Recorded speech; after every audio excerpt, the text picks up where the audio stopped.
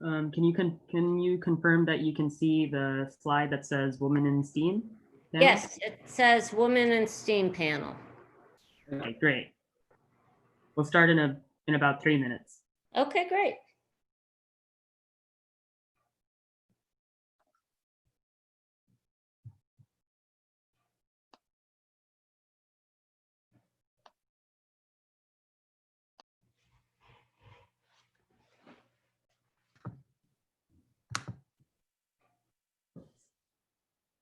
Hello, ladies. Hello. Hello. Hi, Juliana. Hello. Hi, Celine. How are you? Fine, how are you? Good.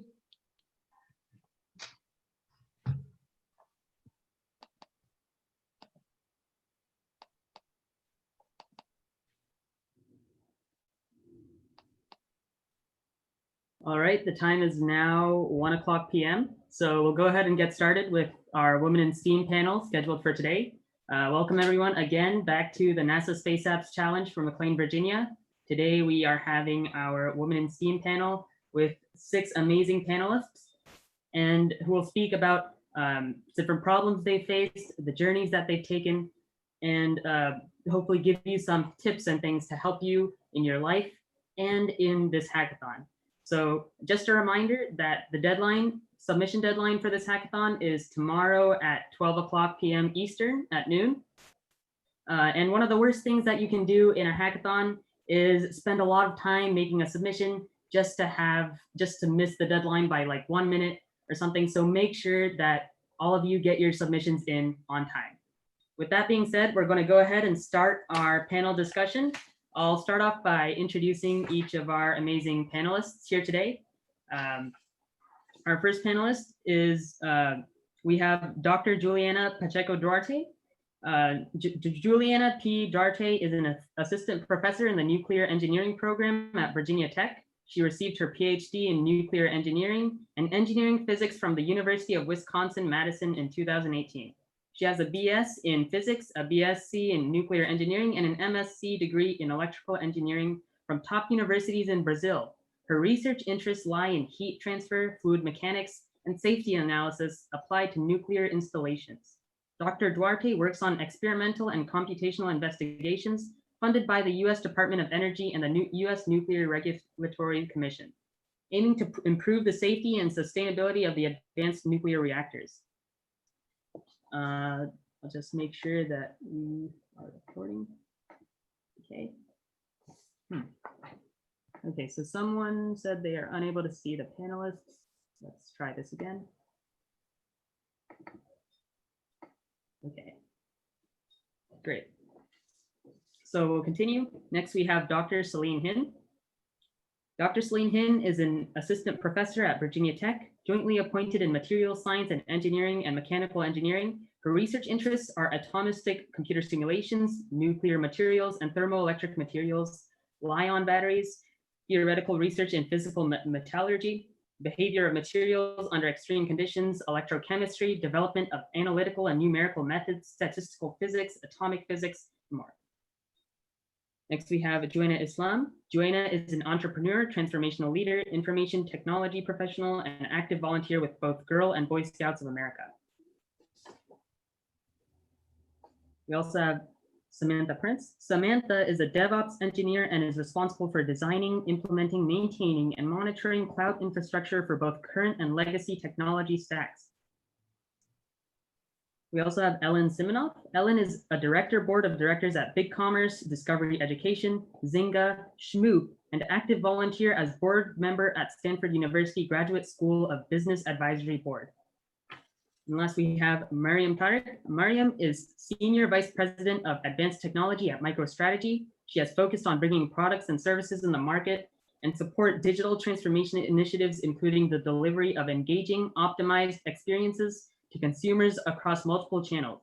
Mariam has held roles in product management, strategy, and engineering at Oracle, Zenprise, Interwoven, and Scientific Atlanta. Mariam holds BS and MS degrees in electrical engineering and computer science from MIT and an MBA from the University of California at Berkeley. So these are just introductions. These introductions, I'm sure, barely scratch the surface of these amazing panelists that we have today. And without further ado, we'll start going into some questions so you can all hear these amazing panelists speak today. So first, we'd like to start off with going around and having each panelist talk about their personal journeys and to showcase their diversity of projects in STEM and STEAM fields, so science, technology, engineering, the arts, and math. And then talk about how they worked hard to achieve their goal despite the challenges and what experiences they gained, and if they have any general advice to give to panelists at the beginning of the session. So if you want, whoever wants to go first can start. I'll take a pass. Although it's a little intimidating, quite a amazing group of women. Kudos.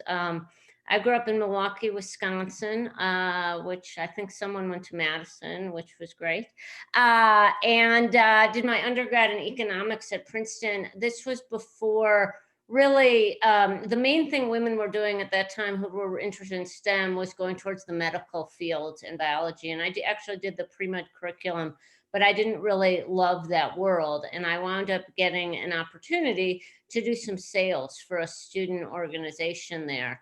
And I think I liked very much getting money right away, as opposed to waiting until you made it through multiple degrees. I wound up doing my MBA out at Stanford, and I got lucky in what I'll call the tech bubble. My early career was actually at Yahoo, where I ran business development, corporate development, and a number of the business units. And I think the neat thing for me there was nobody at the time I went to Yahoo, which is in 1995, really knew what the internet was gonna be. And I think the biggest thing I would say, and I'll keep this short so that we can let everyone speak and then hopefully open it up for some broader questions. But I think for me, it was being able to take risk and being at a point where I was pretty young in my career where I could try different things and find out what I loved. When I originally left a bigger company to go to Yahoo, my boss said, at the time said, oh, no one, that won't harm you, but you're certainly not going to go anywhere with that. So I think the biggest thing is, especially if you're young, you have the opportunity to do different things and to see what you love. And I don't think you should be afraid of trying different things or doing an unconventional path, because that's, I think, what I got so lucky with.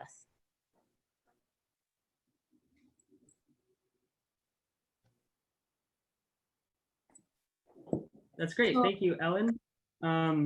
If we want to go in an order, if not, I can call out the next someone else to speak so we can. So I can start if you want. He's frozen. To just prevent awkwardness. Okay, I will start. So I did my PhD in France in the metallurgical field. And it was super interesting, and I always wanted to do science from my age of 7 or something like that.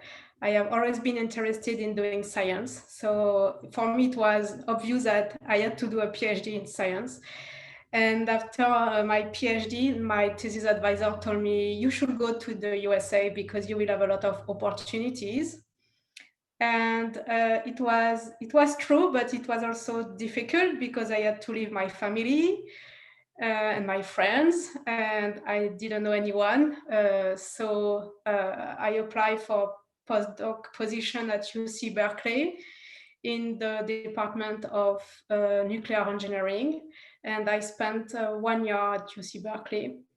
Working on a topic very close to what I did during my PhD. So for me, it was not super challenging, I will say.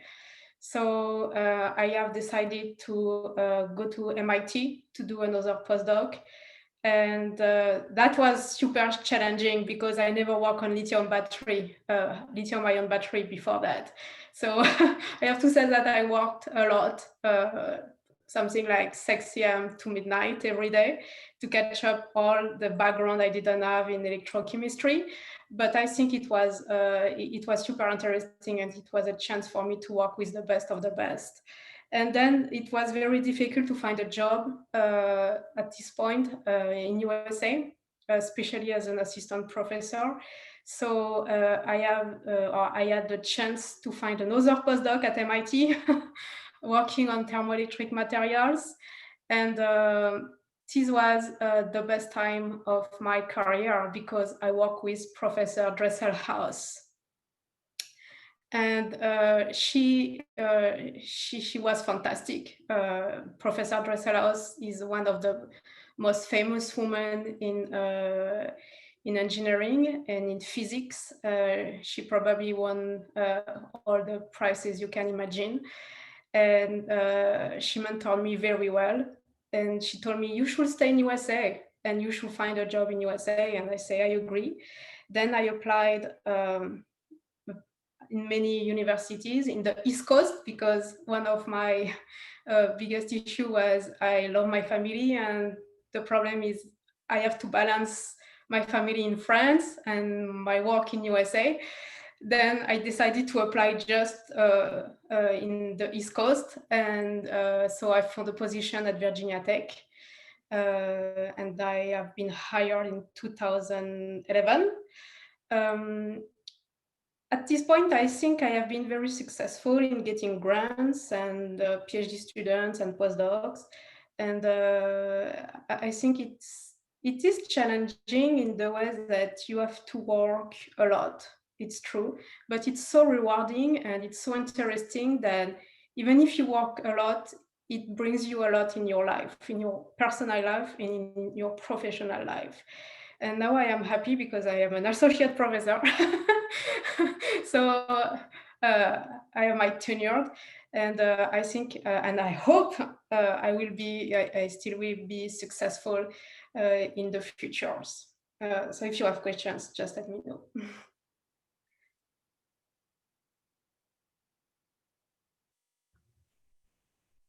Great. This is Miriam. I can go next.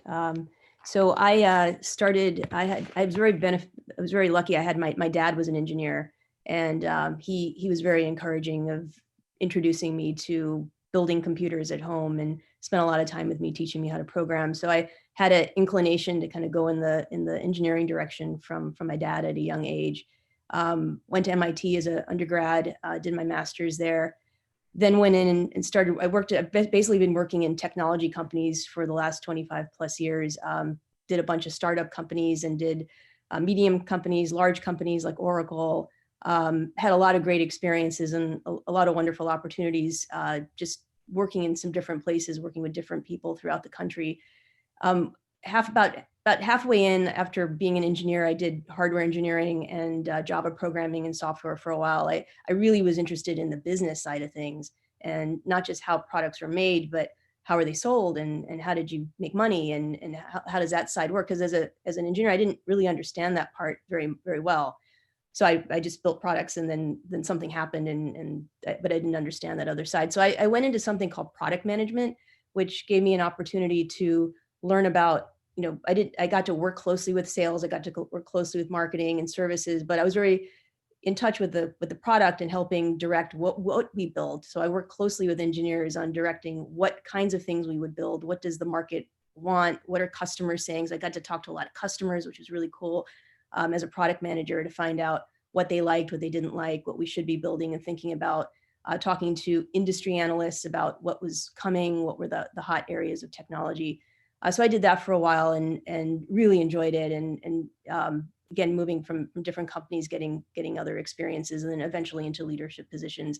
I would agree with Celine and others that the people you meet and the mentors that you have really make a big difference, because having good people guiding you, it's when you start, you don't really know what you don't know.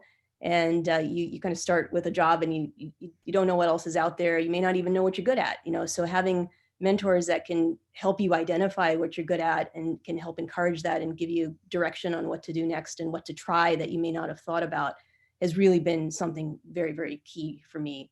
And it's always been challenging. There haven't been a lot of women, even when I started, and even now it's not as great as I would have liked it to be. But I think in technology industries, especially, it's very merit-based. You know, people just want to get good product out, and having the diversity of thought and people that bring different opinions to the table is really valued. And so I think there's lots of wonderful opportunities in technology businesses to grow your career and thrive.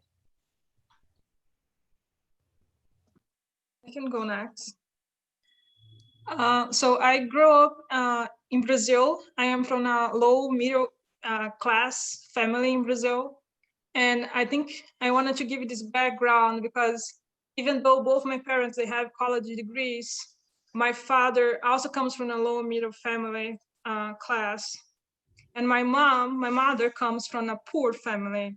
She was not the only one going to college, but the first one finishing high school. So I grew up watching her struggling, getting her career moving forward, and that was very inspiring. Both of my parents are lawyers, and I was the first one in the family deciding to go with STEM field. And then I first started in physics department in Brazil, which is not very different than the US in the terms of how many women we have studying physics there, not a lot of us.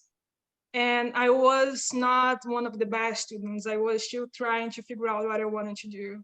And then when I decided to move forward to nuclear engineering, was kind of when I found myself in my career path.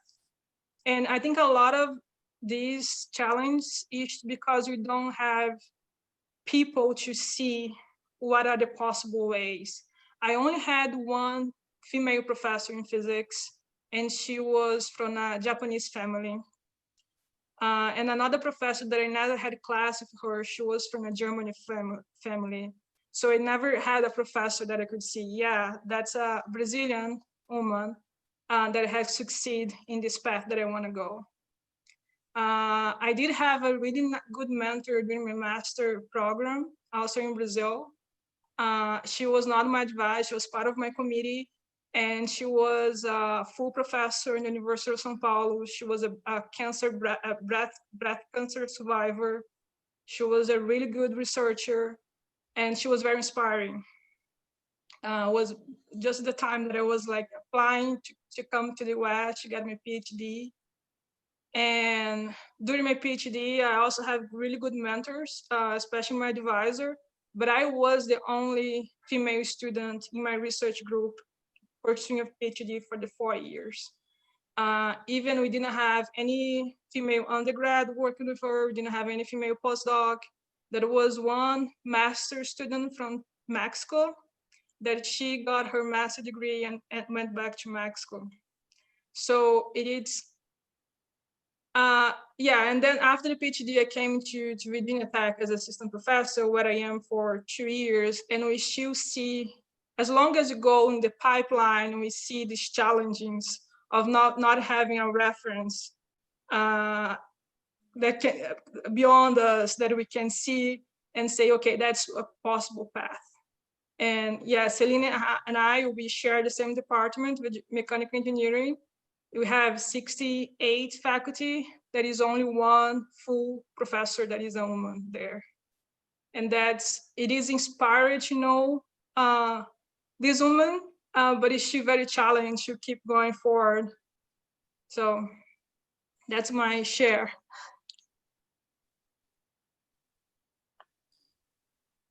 I can go next. I'm Sam. My path has been very different than everybody else's.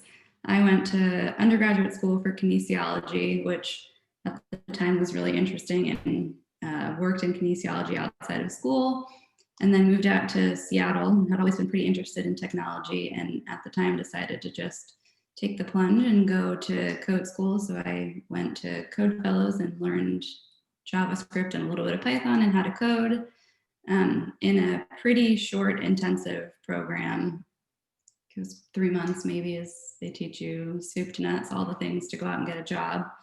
I got my first job in tech doing DevOps, ironically, which at the time I didn't know what DevOps was. it sounded interesting, and so I applied and I got the job. And then it really kind of took off from there. And so DevOps is definitely the place that I enjoy being, and have moved on from working on helping put software in the aerospace industry on some Boeing airplanes. And I worked at a startup working on an ag tech product. And now I'm currently working with BTI 360 in the intelligence space, doing DevOps engineering to get software built and deployed and out consistently for folks to use.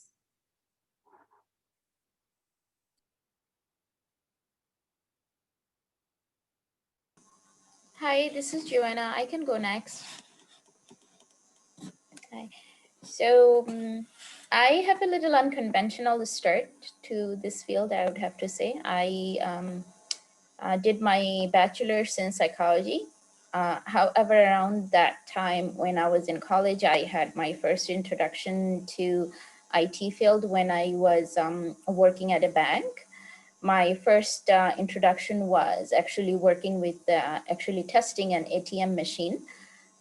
So that was very eye-opening, and I instantly grew curiosity into this field, and actually being able to tinker with the hardware and the software side of it, because technology was very different back then. Many of the testing and validations were done manually. So I got to see both sides of it from very initial perspective when technology was very at the initial level of developing.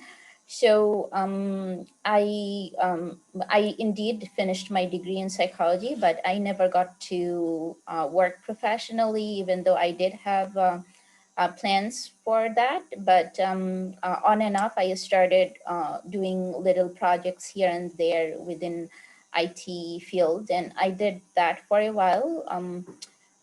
Moving forward, about a few years ago, I started my own consulting company. I have been doing that so far. And I have to say it has been a great learning curve since then. I did work with many different kinds of people and projects, I would have to say. And from that, I greatly admire all the people I met along the way, and the mentor and the connections, and the way people are willing to help and help you learn and grow has been a very beneficial experience for me and my career. And along the way, I have to say, I have to give some credit to my family as well, because they have been there all along for me.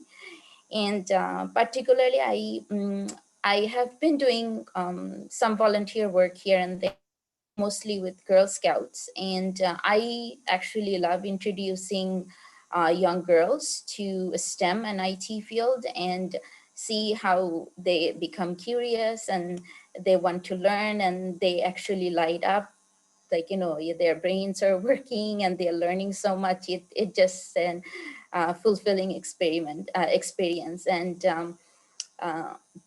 Uh, and the area that I live in, it's very active, and I have a son as well, so he is involved with the STEM Scouts, and that is a that is a really great program, and I try to contribute with that as well. And that is basically it for me. I am trying to still learn and grow my career, and enjoying that part. Hey, thank you for that. It was great hearing those introductions and journeys from all of you. We'll now move on to the next topic.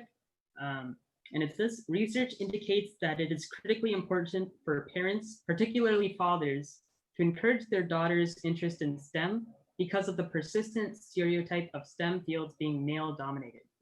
So we could go through, whoever wants to respond to that could just go ahead and respond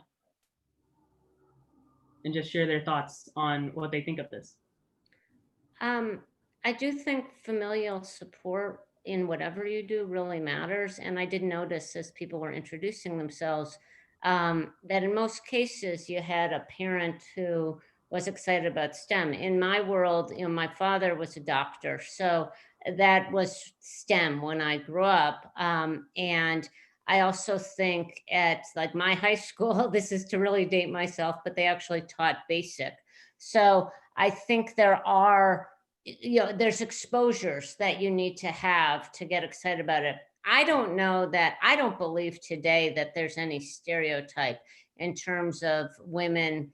I mean, the women who you're seeing today were very groundbreaking in that I don't know too many women who are doing nuclear physics, as I was growing up, and certainly in different cultures, it's more challenging. But I certainly think today in the United States, there's huge opportunities for women, and I don't think there's any expectation that women can't compete in these fields.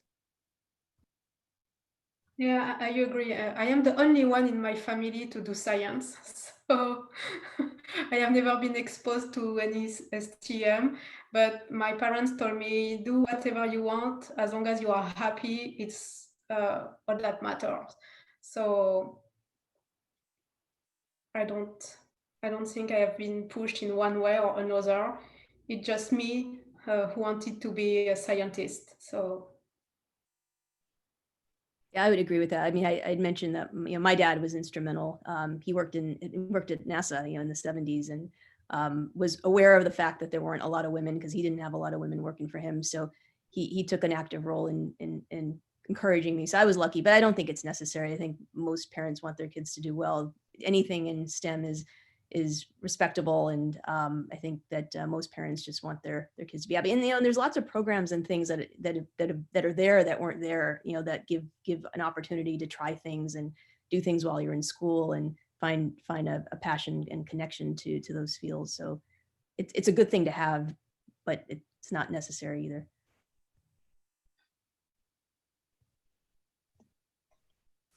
Well, I would say that it is important to have, especially coming from the father, a support to follow STEM and science and STEM field in general. And my father, has a bachelor degree in philosophy and law, and he supported me a lot. I think that was essential at that time to follow physics, and that after that engineering. I think we're moving forward to change the stereotype, but I think there are still some people that have some stereotype that we still listen comments and we still listen like microaggressions or comments that because we are women working in the area. So I think there is still a lot of things to change, even though we have improved a lot. And having the support of the parents, it is one of important things to start with. Yes, I kind of agree with Julian that we did have come a long way. However, there is a lot of room to grow, and especially with young girls. Introducing them to STEM at a young age plays a great role, and especially if that encouragement can come from families and especially from their father, that can go a long way.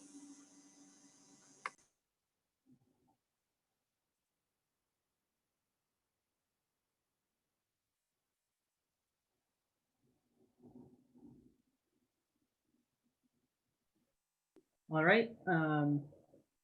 We can move on to the next topic.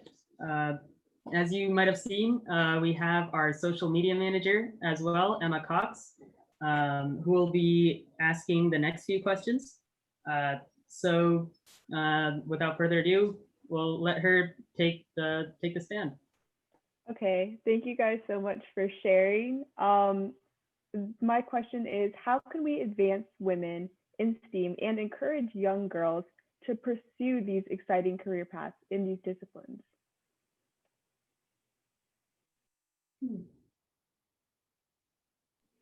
I can start. I think one of the ways is to do what you are doing, inviting us to talk to not only young girls, but also the boys and teenagers about that. So having a role model, knowing that it's possible, I think that's one of the biggest challenges because of the problem that you have in the pipeline as you grow up in your career.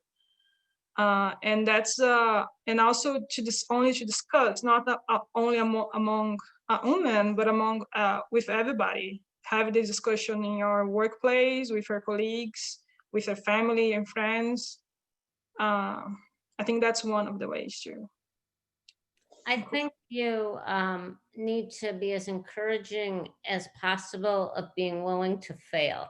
And I know that that sounds really weird, but one of the nice things about Silicon Valley is almost everyone in Silicon Valley who's successful has a few failures behind them. And I think there is something culturally that we have to train all girls and boys about, that it's okay to try something and not be successful. I think it's weird. It's in some ways, I think students grow up faster and in some ways slower than in my generation, and that you feel sometimes like it's so much more competitive.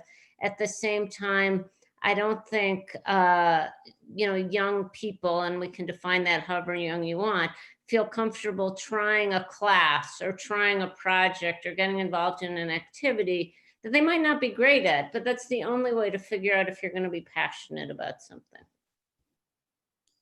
I just want to add to that. I think that's, excuse me, a brilliant point, the trying something and then seeing where it takes you next. Like I know even in my own personal experience, I was often intimidated. I wasn't necessarily the best architect on something, and it didn't always feel good, but I had to kind of find where my passions and where my interests lined up with what the opportunities were. And I think trying something, it's fine. Just if it's not sticking, try something else. And even in my space in technology, there's literally 100 different things you can do. You don't have to just be an engineer. You can have an interest in technology, but work in marketing, or you can work in sales, and you can do demos if you're interested in how things are presented and how technology reaches people. So you can take, like I took a lot of my early experiences as an engineer, and it helped ground me, but I was able to do so many other types of jobs, whether it was consulting or working on product marketing. It was called product marketing. And I think that's a great point. Like you're not just stuck to the thing that you do, or even the degree that you got. Like I think I know a lot of people who have degrees in many different areas, some of them science, some of them not science, and they just are able to kind of find what connects with them and be successful with it. So I think it's a really good point. It's important to try and see what's working, what's not, and not be afraid to just say, this is not quite the company, or it's not quite the people, or it's not quite the maybe it's the type of tech is not interesting as I thought it would be, and just try something different. It's completely okay. It's true, and sometimes I have students and I go to see them because they are not aware of their capacity. And sometimes I ask my students, say, oh, come in my office and we should talk. And I have a woman, maybe 3 years ago, and I say, I think you should consider doing a master's. And she told me, oh, you think? And she was not even aware of what she could do. And I said, yes, I think you have the capability to do a master's and even a PhD. And she looked at me and she was almost crying at that point. And I was thinking, oh my God, what can I do? And I think we have to go toward them and to tell them that they can do it. There is no barrier. There is no hurdle. So a woman can do whatever she wants to do, no matter what. As long as she's motivated, I think it's okay. Yeah, I think the fear of unknown plays a factor in this as well, that the unfamiliarity and not having a very accessible role model, because in other areas, arts and literature, it is very easy to find a female role model that is very within our reach. Doesn't have to be like, this famous person, but I think we kind of, because if I look, I see lots of women in my mother's generation who went to STEM for the first time from their families or from their communities even. So I think that accessibility and breaking that fear of unknown can help greatly.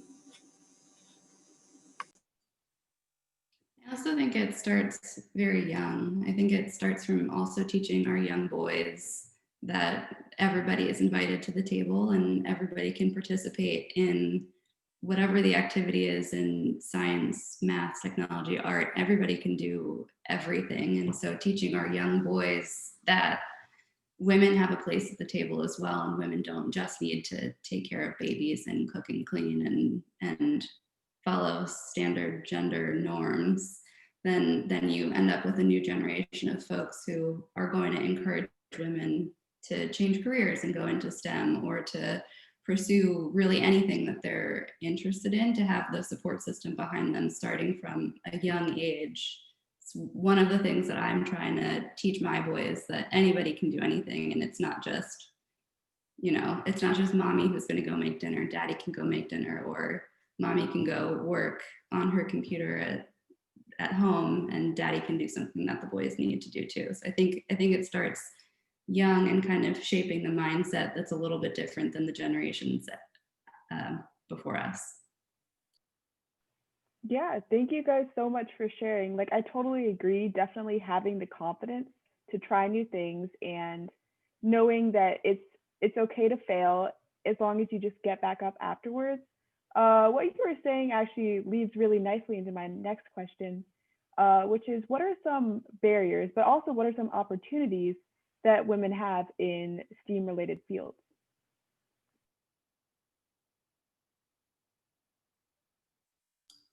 I can speak from experience on this one. Some of the barriers, at least initially going into tech and being a very male-dominated industry, is having folks believe that you are an expert in your field, and not having somebody was saying earlier, the microaggressions that you get of well, you're at work and your kids are in daycare, don't you miss your kids? And it's another male in the industry as well, you have kids too, and your kids are also at daycare, and my question to you is, don't you miss them as well? I think that I don't think it's mutually exclusive, and so I don't think women should have to choose. And so that's kind of one of the barriers, is overcoming the stereotype and the stigma of I'm going to put my career on an equal playing field as everything else in my life. I think the opportunity has never been more immense. So I've never seen in my 30 years in Silicon Valley anything remotely close to a microaggression or a stereotype or a lack of opportunity. I've actually always been transparent. I'm a mom. I love my kids. I like to be home for dinner, and I, ran a lot of different companies being home for dinner. So I think that part of it is you can't be ashamed of wanting to do things. I mean, when I gave birth, I took off some time, and that was okay in technology. It's an industry that I think is extremely forgiving in that respect. And I've seen a lot of men do it as well. And so I think part of it is there are women who are uncomfortable saying, hey, I have to go leave, my child is sick. I was unabashed about it. And quite frankly, most of the men I knew, if their child was sick, they would leave or go home. So I think part of it is you have to be comfortable with who you are and be transparent about it. The one thing I wanted to add is I've always felt, I think I said this earlier, that especially in being in technology companies for 25 plus years, that I always felt that as long as you were contributing and making a difference, that I never felt any kind of discrimination or anything because of who I was. But one thing I wasn't aware of, and I reflected on it later, was it is very male dominated. And sometimes when you're in a group setting and there's a lot of people who think similarly and you think a little differently, or you have a different idea, it's not a conscious discrimination in the sense of you might have a dissenting opinion or something that you want to bring to the table. But I think sometimes I notice there's a more of a tendency for some of the men to all agree on the same thing and not treat your voice as a, one that they should listen to. They're all like, oh, I think this is the right thing to do. And your thing might be different. And it's easy as the lone person who has the differing opinion to be like, okay, well, they all agree. So, that's something that I've encountered where I didn't, at the time, I might've discredited myself in the fact that I had a differing opinion. And going back, what I think I've learned and I've done much better at is I've encountered that when I realize, okay, I really feel strongly about this. Like, I know they're all saying something else and they're not buying what I'm saying, or they're not doing it purposely. They're not doing it because I'm a woman and they think that my opinion is bad. They just don't realize that I have a different opinion and it's a valid opinion. And what I've done sometimes is just meet those colleagues individually and just talk to them one-on-one and be like, this is kind of what I'm thinking. Let me have a conversation with you about that. And it's a little bit of them kind of getting used to the fact that there is diversity and there's different opinions, and those are things that they should listen to. And I do think that companies are becoming more aware of the importance of that. And that's why there's diversity programs and things that are being developed to make sure that there is balance in the workplace and there's more people of different ideas and backgrounds, because there's a lot of value in having, not everybody agreeing to the same thing and thinking alike. So there's, a lot of great growth happens in companies when people stand up and have something, unique to bring to the table that can help with growth. But it's just consciously people may not be aware that they're maybe being dismissive, and you just need to stand up for what you believe in. And if you really believe that your opinion is right, socialize that, talk to people individually, and stand up for that. It's definitely worth it. Well, I think as Marianne was saying, is a great example of how we overcome barriers. And I think all of us here are women that had succeed. So we all find a way through the barriers at some point. But I think one of barrier that exists, and we don't see that very clear, is what I call the unconscious bias. So that's not only a feeling, that's research has done CVs that has this exactly same content. If they have a female name, they get less feedback than a male name. So it is a kind of a structure problem that it's not very clear always, but exists in society. And we all think that's great that we are sharing here ways to overcome, like talking to the colleague, like be persistent and don't be afraid to share ideas and fail and try. So. But I think it's true that it's an unconscious bias, because sometimes when the students is evaluating your course, most part of the time you will have comments and grade that are lower than male professor. So somehow I think they are not trusting us the same way as a male professor. But I don't think it's conscious. I don't think so at all. But the thing is, they are doing it, yes. So we have, I would say, somehow we have to work more to reach the same advantage, I would say, than men in university. And I think it's the same in industry, actually. I don't think it's the same just at university. So, but it's okay. We are doing good.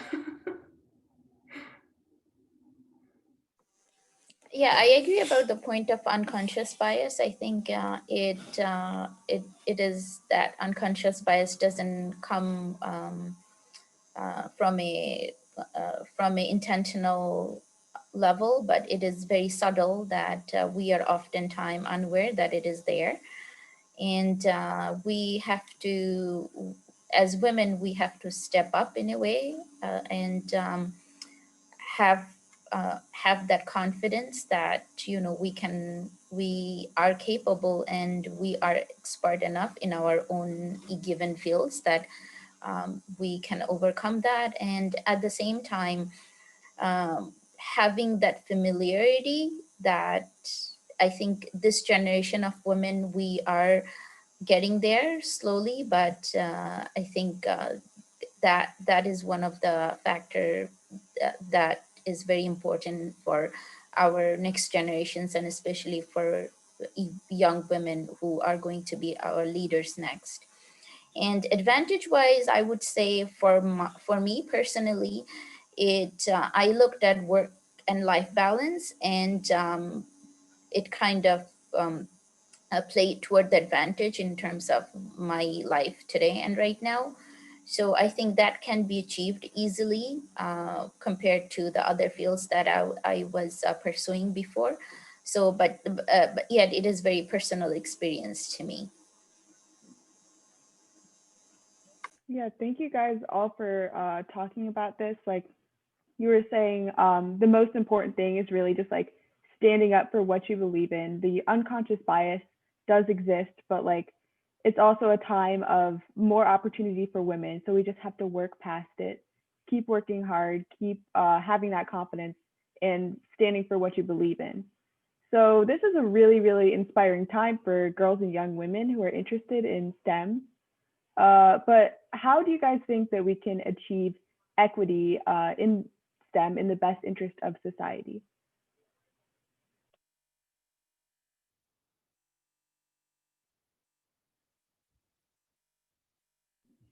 I think it isn't through mandates, and it isn't through anything other than having really good schools, because you're not going to go to MIT if you don't have a really good STEM program in your high school, and if you didn't have a great math program, starting in first grade.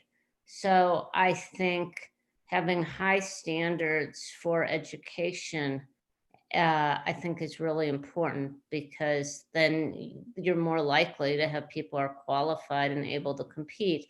And I believe that if young girls are given the opportunity to learn great things from great teachers, and we have a couple people in the academic field here, they're going to gravitate to it, because it's not a lack of skill.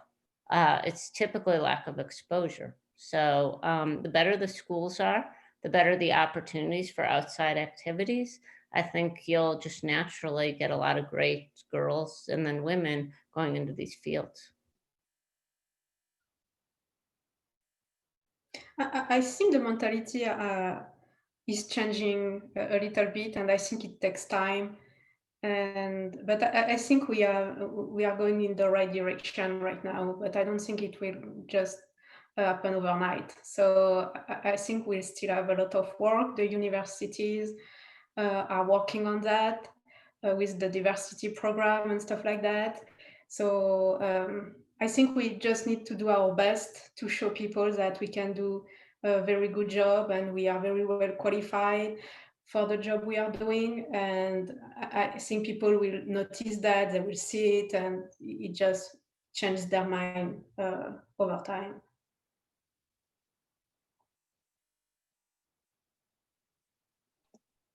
Maybe I have a different, not different, I agree with some points that Ellen and Celine mentioned. That is important to have a high school, is important for us to keep pushing and keep making the change, even though we know that it's a slow process, but we are seeing many change today compared to a few decades ago. But I think being in a university, I do believe that affirmative actions are important. We do have to make talks, do have to make programs for diversity, we have to push people to the conversation so we can achieve the equality faster, because we are in 2020. So everybody now is kind of demanding or wanted to have that, and there is too many barriers that are subtle in some sense, not subtle for the ones that suffer, but people don't pay attention unless we talk and we put that in the conversation. So that's important to have diversity programs that have this kind of talks and talk to our male colleagues how important it is.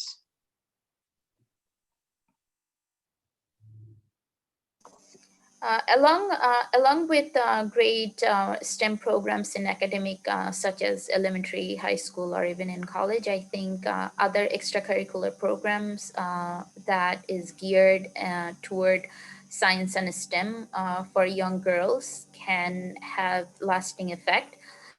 As I said before, that I do work with lots of Girl Scouts and some STEM Scouts as well. So I do see that positive effect firsthand when I do work with young girls and young boys as well.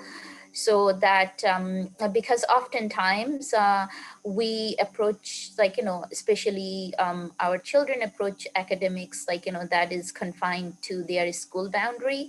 But when they can see that like, science is everywhere, STEM is everywhere, and they can learn, have fun, and grow, and, like, they can like and enjoy what they do, and then it gives them a mindset of so they can aspire to make that what they want and they like into their career.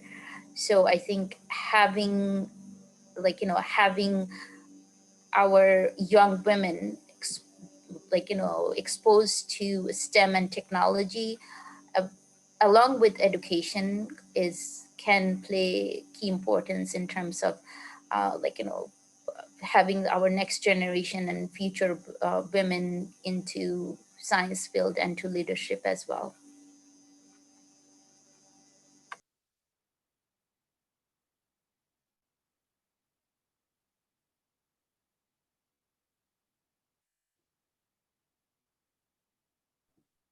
Okay, now we will move on to our Q&A, the last portion.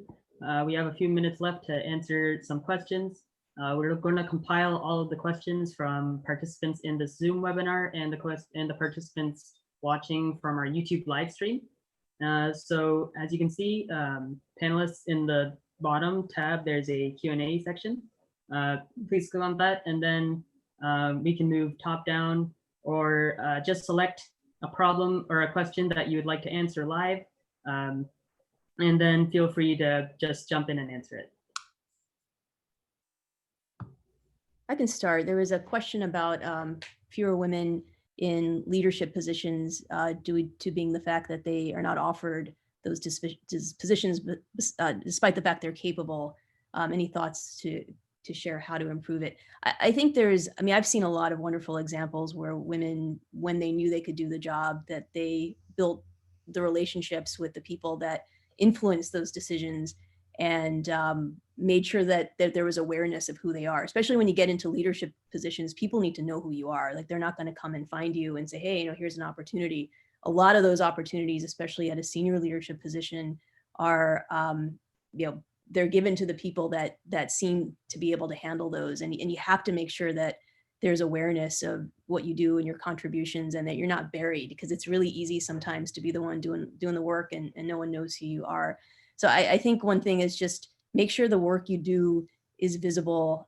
Make sure you're making connections. I never underestimate the power of networking. Like, it's really important in any job that you have, that you're meeting people, you're talking to people, you're making those connections so people know who you are. And then when those opportunities come up, then they're like, oh, I know that she can do that job. And people have built that trust. I do think that it's getting better in technology. So in fields of just basically putting the people who are most capable in the job, regardless of gender. So just build those relationships, make those connections, and the opportunities there. I also think to kind of build on that point, I think there is something about being proactive with the people who can be mentors in your life. So, and, maybe it's less of a gender thing and more of, like, I grew up in the Midwest. So when I went to college, the idea of knocking on my professor's door and asking questions, it never occurred to me that was actually something one could do, especially for those of you who are professors. You should make sure people understand that that's an accessible thing. Whereas I felt like people from the coasts we're much more comfortable doing that. And I would say the same when you have a job. It's okay. I have done a ton of things on some of my boards where I'll say to people, hey, please, when I'm in for the next board meeting, obviously we're not doing a ton of traveling right now, but let's have lunch or let's have a cup of coffee ahead of the board meeting. And you'd be shocked at how small a group of people actually have taken advantage of that and will reach out and say, gee, thanks for doing that. And if you're afraid to do it alone, get a friend who works with you and say, hey, let's send an email to this person and let's both go or something like that. But I have found people, the more proactive people are, and it's not a pushy proactive, it's just a, hey, let's get to know the people who are in a position to help me. That is true. I think you need to be proactive because when I was in France and I did my master, so we had to do an internship, and I did my internship for Arcelor, which is a metallurgy company. And I used to arrive very early in the morning. And one day I saw the big boss and I just go to see her and I say, hey, hi, I am Céline Hin. I am doing an internship and I would like to do a PhD. And she looked at me and she told me, okay, tell me what you are doing, where you are. And then I explained to her what was my background and why I wanted to do a PhD. And she told me, okay, then send me your resume and I will pass along your resume. And finally, my resume went to the National Lab through people, and I did my PhD in TIS National Lab. So and it was a very good opportunity because it was one of the best lab at that time in simulations. So I think you need to be proactive. You need to take all occasions to make your career. So perseverance also is very important. Proactivity and competitivity, I would say. Yeah, I want to touch, there's a question here about how to deal with gender bias. And the next question is about what are suggestions that you have for women that give up their career because the child, the family pressures. And I wanted to bring up my point, what I think it is important, because this unconscious bias that we have, this it is a structure in our society. So it has to come from the institutions as well. So the solution has to come with the institutions, with the programs, with training. I think training, unconscious bias training, and the microaggression trainings. I've heard recently from men that said how that point out to them that they were doing things that were not okay because they went to the training that was offered through their institutions. So yeah, I think that's my point of view, and that includes the question about the pressure as well. If you have a more a better equality in the roles of the university, in the roles of the companies, and in the institution that you are working at, about what is expected from men and women, it should be exactly the same, and that it's being much better recently. But I think we should have things that we can do better. We should have things to do.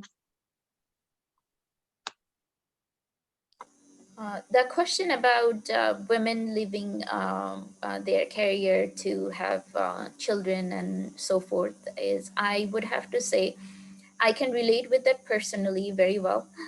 But I think once we tell ourselves that our career is important, that my career is important, so acknowledging that to myself first, because if I do not voice that it is, then I cannot expect people who are in my life or people who are surrounding me to acknowledge, because something I have to feel that it is important to me first of all, then I will be able to see that other people, family, friends, and everyone else would acknowledge that. So I think as women and as mothers, we have to tell ourselves that yes, family is important and other responsibilities in our life. So as our career are as important as everything else in my life. So having to be able to say that and communicate that point is the first step to go. Oftentimes we tend to evaluate that, like, we tend to rank that, okay, 1, 2, 3, 4, so on and so forth. But once we put our career in that list, I think that makes it a lot easier to go with, and that gives a starting point. And having that as starting point is so important. It opens so many doors. If we do not take that first step, if we keep giving importance to everything else, sometimes we talk amongst ourselves, especially women, that, oh, we have to take care of ourselves. Yes, and being able to say that my career is important, it is on my priority list, is a form of taking care of yourself. So I am speaking from a very personal experience and very personal perspective. It may or may not apply to everyone, but it's just like, this is how I see a solution to this problem. I think being your own advocate, like you were saying, is extremely important as well. The more you advocate for yourself, the more other people are going to want to listen, and finding a little bit more equality in parental leave and things like that. So it's not just women who get maternity leave, if they even get a maternity leave to take care of new family members. Husbands and parents and dads and other caregivers need that same kind of equality to be able to take the time, and they also can take responsibility in bringing up your new family. I think, and to your personal experience, it exists. Like, I took a job 8 months pregnant and went in for an interview as a very pregnant woman, and they didn't care. I mean, they cared, right? Like, they cared about me, but it wasn't a problem. It wasn't a barrier to success for me because I was the right person for the job. So I accepted the job, and they knew that I had, somewhere between 4 and 6 weeks before I was going to be out for 2 months to 3 months or whatever the maternity leave was, to take care of my little ones. And that wasn't a problem. I didn't make it a problem, and they didn't make it a problem either. Okay, if you were here yesterday, for those participants that were here yesterday, especially with our Dr. Aldrin, our participants love asking questions. I'm afraid because of time, we have enough time we can go through one last question, and then we'll move on to our concluding remarks by each panelist.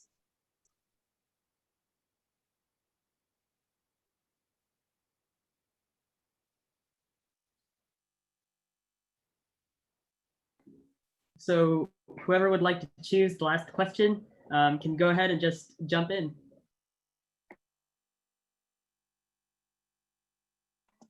I answer here on the chat one of the questions, but maybe can talk. It was a question for me and Celine about being international woman in the US.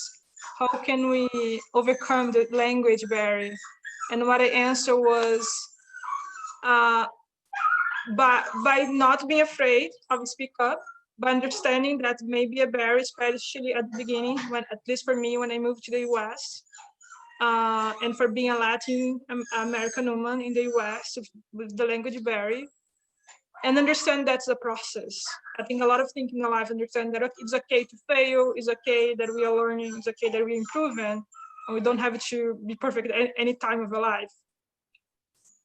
Yeah, I agree. When I arrived for my first postdoc at UC Berkeley, I didn't speak English. So it has been very difficult for me. Not the science part. The science part was the easiest part, but learning English was a real hurdle. So I am still learning actually, so it's not perfect, but it's okay. I live with it.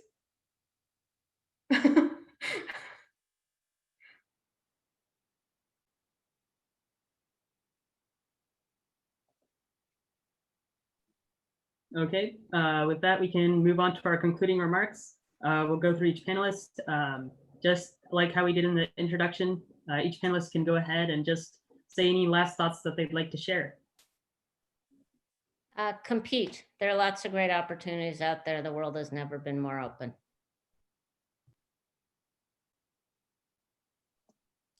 Yeah, believe in what we, sorry, Samantha. My message is believe what we want to do. The world is changing. There are a lot of opportunities, as Ellen said, and just believe and you're good. Many opportunities that are out there. Connect.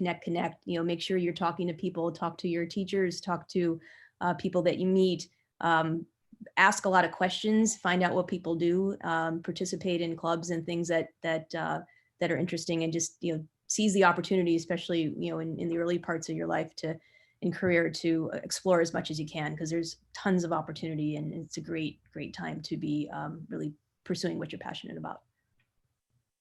Yeah, I think you need to be motivated, and then you will be successful, I'm sure. Have the courage to take your first step. I think everything does follow with enough motivation from that point. So please go ahead and take your first step.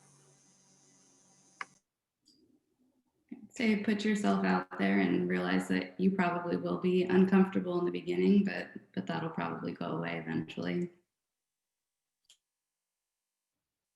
Okay, great. This was an amazing panel discussion. We'd like to thank all of the panelists that are here today for your time. I'm sure that this discussion definitely inspired everyone that was here today, watching on the Zoom webinar, and everyone that was watching on the YouTube live stream online. So once again, thank you to all the panelists that are here today. You are all in the Rocket chat as well. So if you would like to talk with answer any more questions there during the hackathon, you are definitely welcome to. For all the participants, thank you for attending. Our hackathon will end tomorrow. Project submission is again at 12 p.m. noon Eastern time. So make sure to get your project in, and our amazing judges will judge your submission based on criteria that is available on the Space Apps Challenge website. Thank you once again. We hope you enjoyed, and have a great day. Bye-bye. Thank you. Thank you. Thank you. Bye. Bye.